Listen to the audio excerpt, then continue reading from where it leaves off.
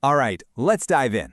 We're about to go head-to-head with a mathematical monster, a problem that, at first glance, looks totally unsolvable. But what if there was a brand new way of thinking that could actually tame it? Well, let's find out. So here's our game plan. We're going to start by facing the beast itself, then talk about why the old ways of solving it just don't cut it. After that, we'll introduce a really powerful new theorem, see how it breaks the problem down step by step, and then witness the, honestly, shocking solution it finds. And finally, we'll ask the big question: what does this all mean for the future? First things first, what are we actually dealing with here? Let's meet our challenge. Okay, here it is, an 18th degree polynomial. Now, all that 18th degree part means is that the highest power of x in this thing is 18. And as a general rule, the higher that number, the tougher it is to find an exact solution for x. And this one, well, it just looks like it was designed to be a nightmare.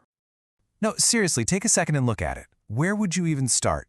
For centuries, mathematicians have been wrestling with problems just like this one, and the traditional answers have always come with a pretty big catch. And that brings us to the old way of doing things. So yeah, let's talk about the limits of our usual methods. To really get why a new approach is such a big deal, we have to ask ourselves, what's actually wrong with the tools we've been using all along? You know, the analogy on this slide really hits the nail on the head.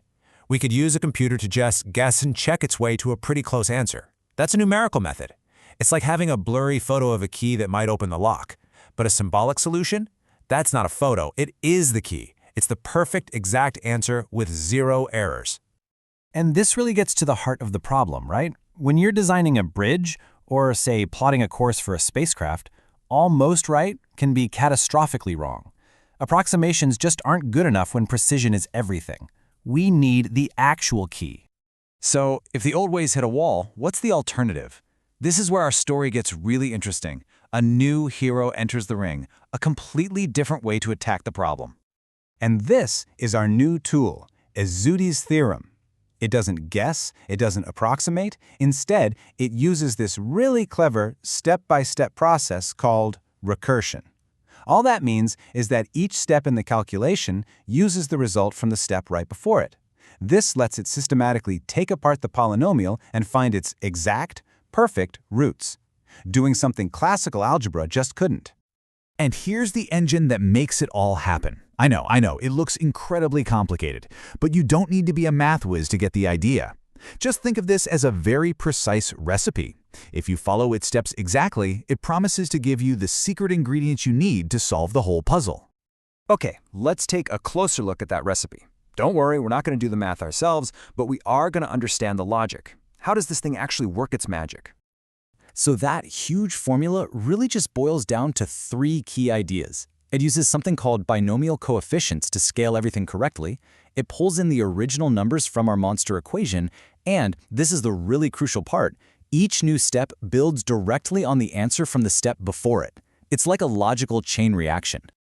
The whole point of this recursive process is to find 18 special values, what the theorem calls symbolic coefficients. The formula is our tool, and we're basically going to use it 18 times to find 18 secret numbers, starting with the very first one.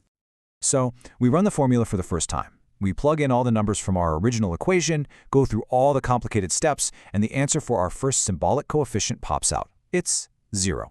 Okay? Simple enough? All right, let's do it again for the second coefficient. We run the formula using that previous result, we crunch the numbers, and the answer is 0. Again.